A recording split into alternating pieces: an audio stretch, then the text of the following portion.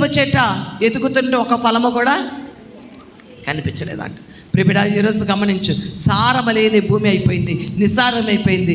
అప్పుడు ఎలీషా అంటున్నాడు, కొత్త కుండ తీసుకురండి. కొత్త కుండ ఏంటి? మట్టి కుండ, కొత్త కుండగా ఉండాలి. నూతన జన్మలోకి వచ్చేయాలి. నూతన జన్మలోకి వచ్చిన మనము ఆ ఉప్పు ఎక్కడ వేయాలంట? ఉప్పు ఎక్కడ ఉండాలంట? ఎక్కడైతే ఊరుతుందో నీరు అక్కడ వేయండి ఉప్పు అంటున్నాడు. నీలో నుంచి ఎక్కడి నుండి అంటే హృదయము. ఈ హృదయం నుంచి వస్తుంది అన్నిటికీ మోసకరమైనది ఏది? హృదయమే. కపట కేంద్రము ఇది. ఈ హృదయమే కపట కేంద్రం. అన్నిటికీ మూలాధారం అదే.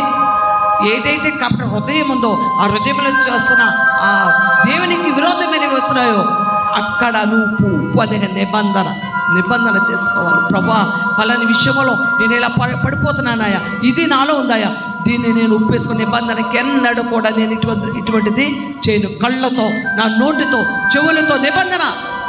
కళ్ళకి నిబంధన ఉండాలి, పాపమైనవి చూడనని. చెవులకు నిబంధన ఉండాలి, పాపమైనవి విననని. నోటికి నిబంధన ఉండాలి, పాపమైన మాటలు మాట్లాడనని. నిబంధన చేసుకోవాలి. ఎప్పుడైతే నిబంధన చేసుకుంటున్నావో, ఎప్పుడైతే ఉప్పేస్తున్నావో అనగా నిబంధన హృదయంలో ఎప్పుడైతే పెట్టుకున్నావో ఆ ఊరే చెడ్డ నీరు ఊరుతున్నా ఏమైపోతుందంటే మంచినీళ్ళు అయిపోతుందంట. ప్రియులారా, మంచి నీరు, జీవమిచ్చే నీరు. అప్పుడు వరకు ఏమి నీరు వచ్చింది? చంపే నీరు వచ్చింది. ఏ నీరు అది? ఆత్మీయతను చంపే నీరు. ఆత్మీయతను చంపే నీరు అతలో ఉబ్బికింది. అప్పుడు వరకు ఎప్పుడైతే కొత్త కుండగా నూతన జన్మలోకి వచ్చేస్తాడో, ఎప్పుడైతే నిబంధన పెట్టుకున్నాడో, ఎప్పుడైతే యేసుక్రీస్తు దగ్గరికి ఎవరైతే వస్తున్నామో, ప్రియులారా, యేసుక్రీస్తు నా యొద్దకు ఎవరైతే వస్తున్నారో వారికి ఏమిస్తానంటున్నాడు? జీవజలమనిస్తాను. ఏంటి? వారు మారిపోయి నేను ఎటువంటి తప్పు చేయను, పొరపాటు చేయను, నేను మంచిగా బ్రతుకుతానంటే అతడికి జీవజలం వస్తుందా? లేదు. ఆ మారినవాడు ఎవరి దగ్గరికి రావాలి?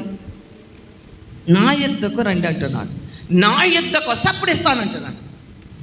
నువ్వు మారిపోయి కరెక్ట్గా నేను మారిపోయినా, ఇలా కరెక్ట్గా నేను మంచిగా జీవిస్తానని అలాగే జీవిస్తే ఎవరి స్వనీతి వారికి దేవుని దృష్టికి ఎలా ఉందంటే మురుకు గుడ్డలుగా ఉన్నాయి.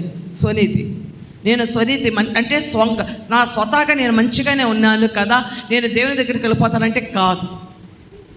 ఎవరి దగ్గరికి రావాలి? యేసుక్రీస్తు వారి దగ్గరికి రావాలి. ఆయనని విశ్వసించాలంట, నమ్మాలి. నా కొరకు ఈ లోకానికి వచ్చి నా పాపముల కొరకు నువ్వు రక్తము కార్చావయా, నా కొరకు ప్రాణం పెట్టావు నాయన అని నువ్వు ఎప్పుడైతే నమ్ముతావో, ఎప్పుడైతే విశ్వసిస్తావో అప్పుడు ఆయన ఏం చేస్తాడంటే జీవజలము మనకి ఇస్తాడు. ప్రియబిడా, అన్నిటినీ కలిగి ఉన్నామంటే ప్రియులారా, అన్యులు కూడా వారు కూడా అన్నీ చేస్తున్నారండి. వారు కూడా అన్యాజ్ఞలు పాటిస్తున్నారు. కానీ నువ్వు పాటించవలసినది యేసుక్రీస్తు మన కొరకు ఈ లోకానికి వచ్చి మన కొరకు ప్రాణం పెట్టాడని మనం ఒప్పుకోవాలి. యేసుక్రీస్తు నమ్మాలి. ఇది చేయాలి, నమ్మాలి. యేసుక్రీస్తు నమ్మాలి. ఇది ఒకటి చేసినప్పుడు, అన్నిటితో ఇది చేసినప్పుడు నీలోనికి ఏమొస్తుందంటే జీవజల నది వస్తుంది. జీవజల నది ఉప్పుకుతుంది. ఇంకా మనం తప్పికున్నామా? జీవజల నది ఉప్పుకుతుందా? ఇంకా జీవజల నది ఉబ్బికేలాగా లేకపోతే ఈరోజే మనం తీర్మానం చేసుకోవాలి. ప్రభా, నాలో ఇంకా జీవజల నది ఉప్పుకుతలేదేమో, జీవజల నది నువ్వు ఉచితంగా ఇస్తానంటున్నావు నాయన. ఏంటి ఉచితంగా ఇస్తానన్నా మనం ఏం చేస్తున్నాం? పొందుకోలేకపోతున్నామండి. జీవజల నదిని మనం పొందుకోలేకపోతున్నాం, అనుభవించలేకపోతున్నాం. చెబుతున్నాను నిజముగా పిల్లారా, ఆ జీవజల నది మనలో ఉప్పుకుతుంటే, జీవజల నది మనలో పారుతుంటే మనం ఆ సమృద్ధిని, ఆ సంతృప్తి అండి పిల్లారా, మన దేవుడు అంటున్నాడు, ఒక రోజు ఇస్తాను, 2 రోజులు ఇస్తాను, ఒక వారం ఇస్తాను, ఒక నెల ఇస్తాను. నీరు అంటలేదు. ఎలా ఇస్తాడంటే జీవజల నదిని ఎప్పుడు కూడా ఎన్నడూ కూడా దప్పికొండకుండా ఆ నీరును.